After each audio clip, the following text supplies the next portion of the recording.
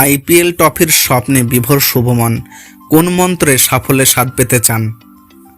2022 সালে আইপিএল জিতেছিল গুজরাট টাইটান্স। সেই স্মৃতি মনে করে শুভমান গিল জানিয়েছেন, একটা করে ম্যাচ জিতে এগিয়ে যাওয়ার কথা এবং খেতাব জয়ের বিশ্বাস আরও জোরালো হয়েছিল।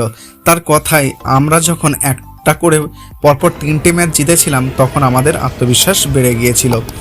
বছর দুয়েক আগে যখন আইপিএলের মঞ্চে আত্মপ্রকাশ হয়েছিল দুটো নতুন দলের, তখনই অনেকেই ভেবেছিল বেশি দূর যাবে না এই দুটো, কিন্তু আইপিএলের অভিষেক মরশুমে সকলকে চমকে দিয়েছিল নেতৃত্বাধীন গুজরাট টাইটান্সই সেই ফ্র্যাঞ্চাইজিগুলো যারা হার্দিক পান্ডিয়ার উপরে রাস্তা রেখেছিল, সেই রাস্তার মান রেখেছিল হার্দিকও।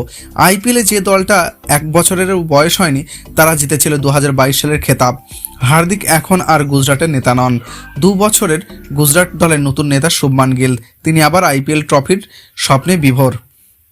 সম্প্রতি আইপিএল সম্প্রচারকারী চ্যানেল 1 সাক্ষাৎকারে শুভমান গিল জানিয়েছিলেন যে কোন মন্ত্রে গুজরাট টাইটান্স টিম প্রথম ইন্ডিয়ান প্রিমিয়ার লিগে চ্যাম্পিয়ন হয়েছিল। বিশ্বাসের থেকে বড় কিছু হয় না, এই বিশ্বাসের ভর করেই খেতাব জয়ের লক্ষ্য অবিচল ছিল গুজরাট। 24শে মার্চ এবারের আইপিএল যাত্রা শুরু করবে গুজরাট টাইটান্স। প্রতিপক্ষ গুজরাটের প্রাক্তন অধিনায়ক হার্দিক পান্ডিয়ার মুম্বাই ইন্ডিয়ান্স।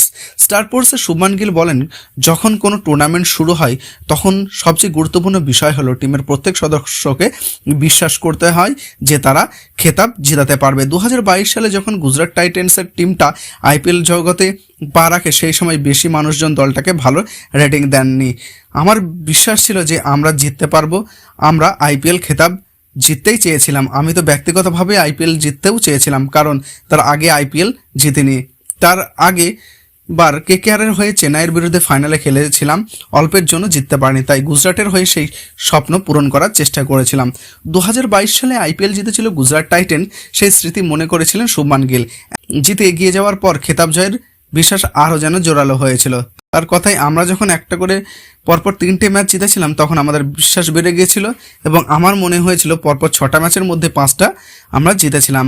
তারপর প্লে অফে নিশ্চিত করেছিল। লক্ষ্য ছিল প্রথম 2 থেকে গ্রুপ পর্বে শেষ করা, কারণ লিগ টেবিলের প্রথম 2 থাকলে একটা বেশি সুযোগ পাওয়া যায়। ফাইনাল ওঠার পর একটাই তা হলো একটা ভালো ম্যাচ করলেই আমরা চ্যাম্পিয়ন হব। সেটা করতে পেরেছিলাম আমরা। গুজরাট 2022 সালে, এরপর 2023 সালের আইপিএলের ফাইনাল উঠেছিল।